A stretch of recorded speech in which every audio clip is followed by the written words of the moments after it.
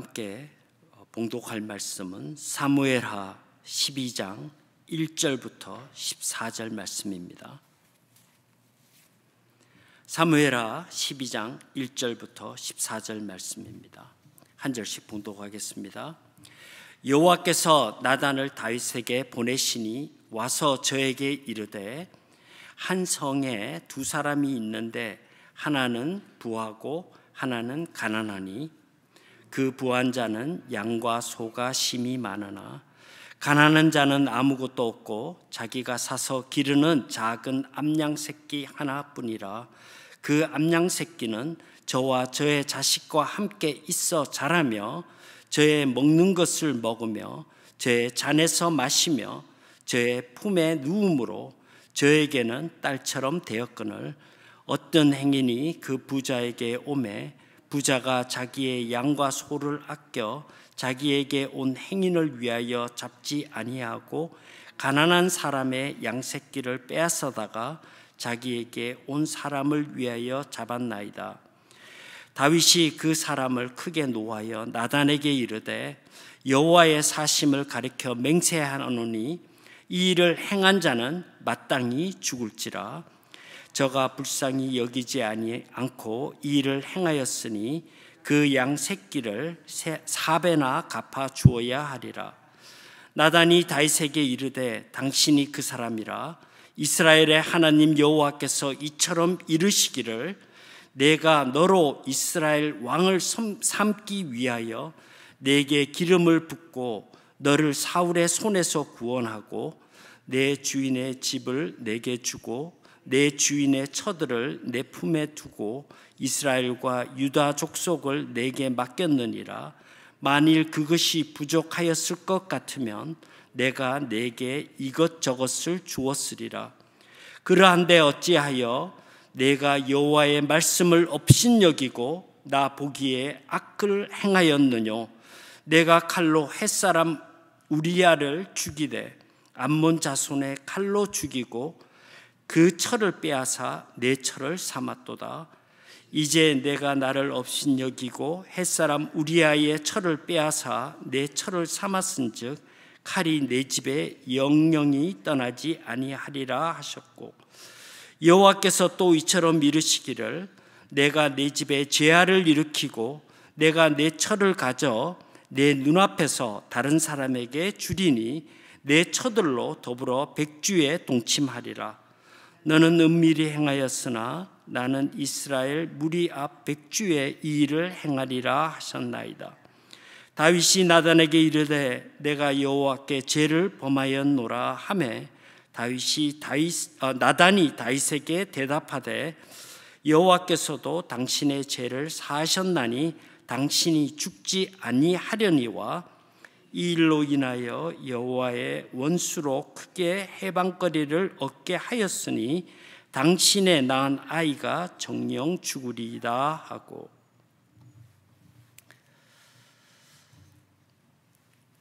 오늘 함께 봉독한 사무엘하 12장 1절부터 14절 말씀을 가지고 그리스도인의 축복과 심판이라는 제목으로 함께 말씀을 생각해 보고자 합니다. 그리스도인에게 축복이란 무엇을 말하는 것일까요? 내가 구원을 받았고 하나님의 자녀로 살고 있다는 것이 여러분은 축복이라고 생각하십니까? 만약 이런 확신이 없다면 아직 구원을 받지 못하고 어둠의 자식으로 살아가는 세상 사람들과 비교해 보시기를 바랍니다. 그러면 그리스도인으로 산다는 것이 얼마나 큰 축복인지 느낄 수 있습니다. 지금 이 순간까지 내가 가진 모든 것이 하나님의 은혜로부터 온 것이고 감사한 마음으로 살고 있다면 축복의 의미를 바로 깨닫고 있는 것일 것입니다. 그러나 앞으로 받을 복에 대해서 더 관심이 있거나 집착하고 있다면 내 욕심으로 인해 늘 불안하고 불만족스러움을 살고 있을 수도 있습니다. 함께 읽은 본문 말씀은 그리스도인에게 축복의 삶이 어떤 것인지 잘 교훈하고 있습니다. 반면에 그리스도인이 하나님 앞에 범죄한다는 것은 무엇을 말하고 있습니까? 혹시 하나님의 자녀가 되었기에 어떤 죄를 지어도 하나님께서 용서하실 것이라고 믿는 분이 계십니까? 맞습니다. 그리스도인으로 살아가면 어떤 죄도 용서받을 수 있습니다. 그러나 그 죄에 합당한 심판이 있다는 사실을 잊으셔서 안 됩니다. 공의와 정의의 하나님이시기 때문에 엄정한 심판을 통해 책망하시고 죄의 대가를 분명히 치르게 하십니다. 그러나 심판조차 회복의 은혜의 가정으로 우리로 하나님의 자녀라는 사실을 분명히 깨닫고 살도록 인도하신다는 사실을 잊어서도 안 됩니다. 함께 읽은 본문은 심판이 무엇인지 축복과 동시에 교훈하고 있습니다. 우리가 본문의 배경을 살펴보자면 다윗이 밧세바와 범죄한 후에 그 일을 회개하기까지 상당한 시간이 지났던 것으로 여겨집니다. 오늘 우리가 함께 읽은 말씀 가운데 14절 말씀에 보면 나단 선지자가 다윗에게 보내졌을 때 이미 아이가 출산된 것으로 보여지며 그동안 다윗의 심정은 어떠했을까라는 생각을 해보게 됩니다. 하나님의 위로와 은혜의 역사는 중단되었을 것이고 하나님과의 관계가 범죄로 인해 가로막혔을 것입니다. 내일 본문 가운데 있는 12장 26절부터 31절을 통해서 미리 살펴보자면 우리는 더 자세히 알 수 있습니다. 이 구절은 랍바 정복과 암몬 자손의 다른 성읍들을 정복한 기사가 기록되고 있습니다. 시기적으로는 다윗이 밧세바와의 사이에 얻은 아들 솔로몬에 대한 내용이 나온 다음에 기록되고 있지만 우리아가 죽은 후, 즉 밧세바가 죽은 우리아를 위해서 애도하였던 기간 중에 일어난 사건일 가능성이 높습니다. 이 전쟁 가운데 다윗은 그의 충신이었던 우리아를 암몬 사람들의 손에 의해 죽이는 큰 범죄를 저질렀음에도 신실하신 하나님께서는 이스라엘을 승리케 하십니다. 26절부터 28절 말씀에 보면 요압 장군은 물의 성읍이라 불리는 수도 랍바를 함락할 즈음에 그 공을 왕에게 돌리기 위해서 솔로몬을 그곳에 오게 하고 다윗이 그 자리에 오게 하고 다윗이 직접 공격하게 합니다. 수도 랍바는 다른 성읍에 물을 공급하는 상수원 역할을 했기 때문에 수도가 함락되면서 암몬이 항복하게 된 것입니다. 다윗의 범죄함에도 불구하고 다윗과 맺은 언약을 지키시는 신실하고 공의의 하나님께서는 이스라엘 백성들을 지키고 보호하신다는 것입니다. 또한 다윗 개인에게는 회개의 기회를 주신 것이라고도 할 수 있습니다. 그러나 범죄한 다윗의 모습은 어떠했습니까? 30절에 보니까 암몬 왕의 값진 왕관을 자기 머리에 씁니다.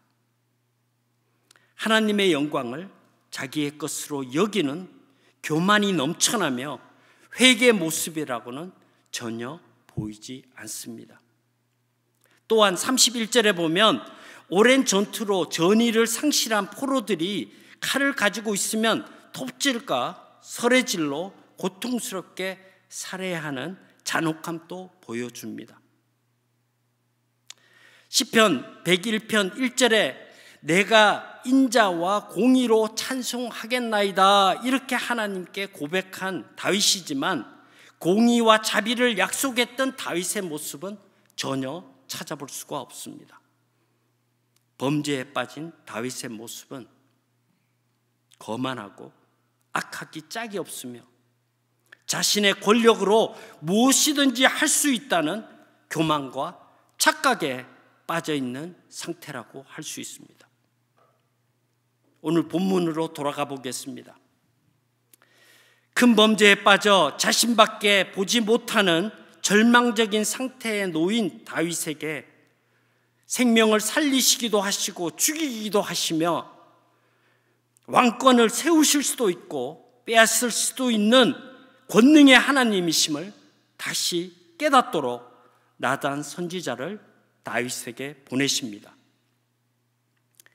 나단 선지자는 다윗에게 교훈하고 조언을 하는 충실한 동지이자 위로자였으며 그를 향한 하나님의 따뜻한 사랑을 전할 때 파견하였던 인물입니다. 그러나 이번에는 그를 통해 하나님의 진노의 메시지를 전하고 계십니다. 인간이 제 아무리 위대하고 훌륭하다고 그래도 창조주 하나님 앞에서 피조물에 불과하다는 사실을 다시 한번 깨닫게 하신 것입니다. 본문 말씀 2절부터 4절 말씀에 보면 부한 자와 가난한 자의 이야기를 비유로 하나님의 말씀을 알아듣지 못하고 경고조차 느끼지 못하는 다윗에게 말씀하고 계십니다. 2절 말씀에 보면 부자는 소와 양이 많지만 가난한 자에게는 새끼 암양 한 마리밖에 없었습니다. 가난한 자는 한 마리 암양을 가족처럼 애지중지 키웠는데 어느 날 부자가 친구에게 양고기를 대접하기 위하여 힘으로 빼앗아 버렸습니다. 부자는 그 새끼 암양이 다른 어떤 양보다 훌륭한 음식이 될 것 같은 탐욕스러운 마음과 사치스러운 욕심이 일어났던 것입니다. 자신과 비교도 할 수 없는 가난한 이웃에게 심각한 피해를 입힌 것입니다.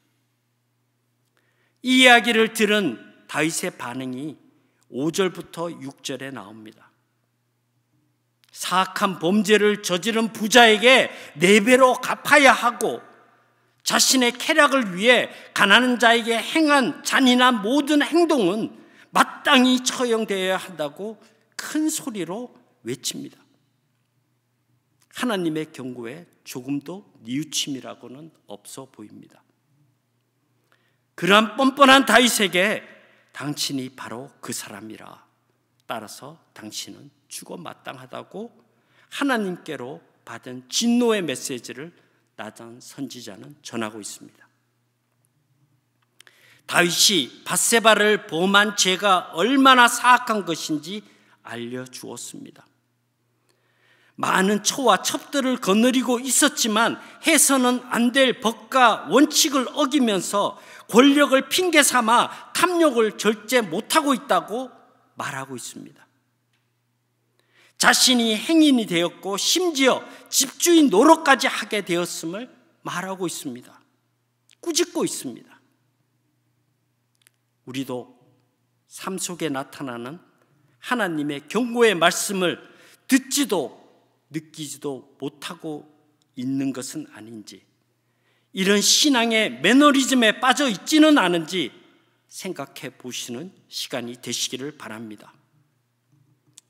하나님의 백성이 죄에 빠져 절망적인 상황에 빠질 수는 있지만 하나님께서는 오래 머물도록 용서치는 않으십니다. 7절 말씀에 보면 나단이 다윗에게 이르되 당신이 그 사람이라 이스라엘의 하나님 여호와께서 이처럼 이르시기를 내가 너로 이스라엘의 왕을 삼기 위하여 내게 기름을 붓고 너를 다윗의 손에서 구원하고, 이어서 8절 말씀에 내 주인의 집을 주고 내게 주고 내 주인의 처를 내 품에 두고 이스라엘과 유다 족속을 내게 맡겼느니라. 만일 그것이 부족하였을 것 같으면 내가 내게 이것저것을 주었으리라. 다윗에게 풍성하게 베푸신 하나님의 축복에 대해서 강조하고 있습니다. 이스라엘의 왕으로 삼으시고 다윗의 손에서 목숨을 구해 주셨으며 사울의 집과 처들, 즉 화려한 궁정과 재물들을 허락하셨으며 그리고 이스라엘과 유다, 즉 통일 이스라엘 백성으로 섬기게 하셨습니다. 뿐만 아니라 내가 필요한 모든 것을 더 주신다는 약속의 축복도 주셨습니다. 다윗은 많은 것을 하나님으로부터 받았고 더 받을 수 있는 입장에 있었다는 것입니다. 이것이 하나님의 자녀에게 주시는 하나님의 축복의 삶입니다.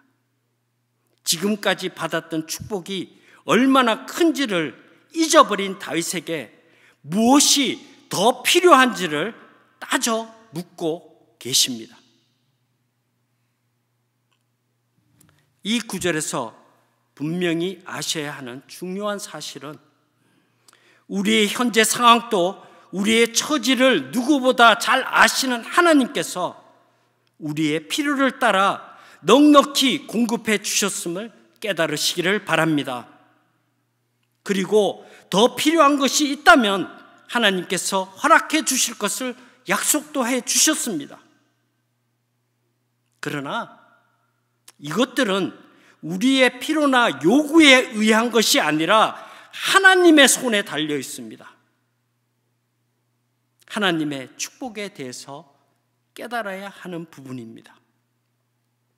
내가 잘나서도 똑똑해서도 아니라 나를 창조하시고 나를 지극히 사랑하시는 하나님께서 자녀된 우리의 필요를 따라 모든 것이 하나님으로부터 공급되고 채워지신 것입니다. 남보다 좀 더 가졌다고 자랑하거나 덜 가졌다고 실망하지 마시기 바랍니다. 하나님은 공평하신 분이시기에 우리에게 꼭 있어야 할 것들을 허락해 주시고 채워주심을 믿으시기를 바랍니다. 이것이 하나님의 축복입니다.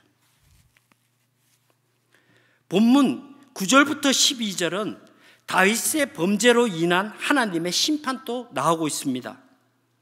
다윗을 무척 사랑하신 하나님이시지만 다윗이 범죄했을 때 엄정한 심판을 내리시는 하나님을 보여주십니다.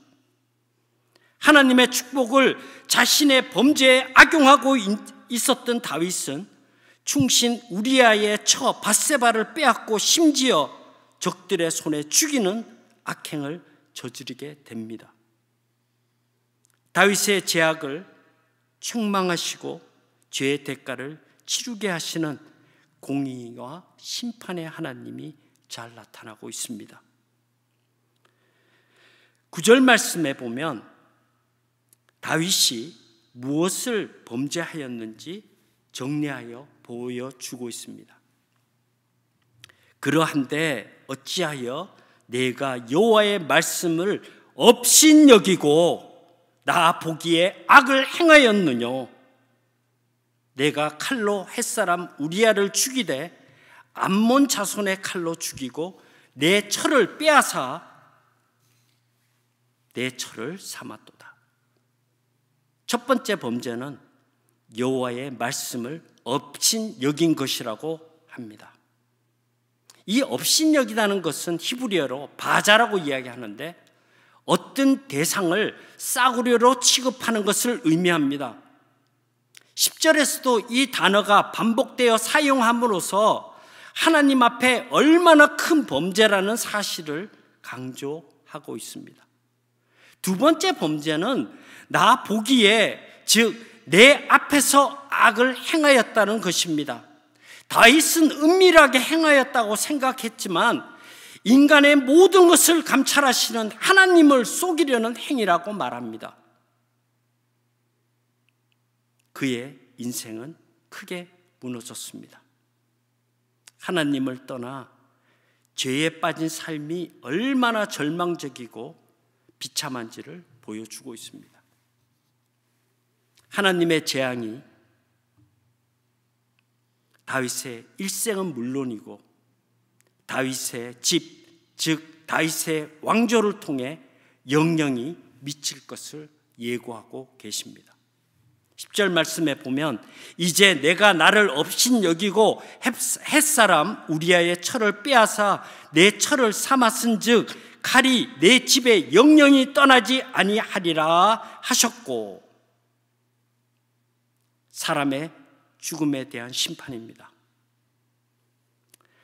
토요일 본문 말씀에 미리 살펴보자면 사무엘하 13장 1절부터 21절에 다윗의 큰아들 암논이 셋째 아들 압살롬의 여동생 다말을 강간하는 사건이 나옵니다. 그 2년 후에 압살롬이 종들을 시켜서 첫째 아들 암논을 죽입니다. 이 일로 압살롬이 반역을 일으키고 결국 자신도 죽게 되는 결말로 이야기는 끝납니다. 다윗의 범죄가 자녀들에게 얼마나 비참한 죽음의 심판으로 미치게 된다는 것을 우리는 볼 수 있습니다. 그리고 11절 말씀에 보면 여호와께서 또 이처럼 이르시기를 내가 내 집에 재앙을 일으키고 내가 내 처들을 가져 내 눈 앞에서 다른 사람에게 주리니 내 처들로 더불어 백주에 동침하니라. 다윗의 집안 사이에 일어날 여러 가지 심판에 대해서 예고하고 있습니다. 그의 자녀가 집안에 화를 일으킴으로써 다윗에게 슬픔과 비탄의 원인이 될 것입니다. 압살롬이 다윗의 아내들에게 사상 유례없는 악행을 행함으로써 이스라엘 백성들 앞에서 다윗의 처들이 수치를 당하게 만듭니다. 한 가지 중요한 교훈은 하나님의 자비와 심판이 공존할 수 있는가라는 것입니다.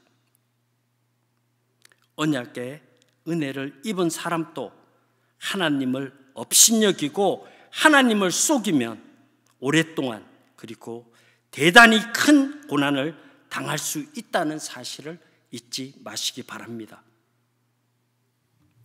드디어 다윗은 자신의 범죄에 대한 참회를 하게 됩니다. 13절에 보면 내가 여호와께 범죄하였노라. 이 회개의 고백을 따라서 하나님의 용서가 선언됩니다. 다윗의 회개는 죽음을 피하게 되고 하나님의 영원한 심판을 면하게 됩니다. 그러나 다윗의 범죄는 하나님의 영광을 가리게 됨으로써 낳은 아이가 죽는 심판을 당하게 됩니다.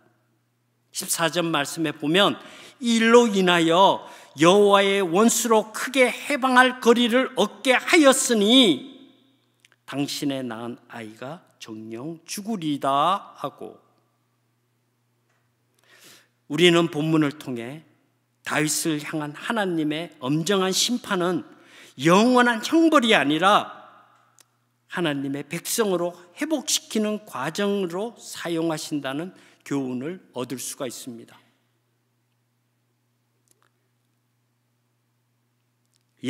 하나님은 예수 그리스도의 십자가를 통해서 우리의 죄의 대가를 죽으심으로 대신 치르게 하셨고 우리를 하나님의 자녀로 회복시켜 주신 것을 말씀하고 있습니다.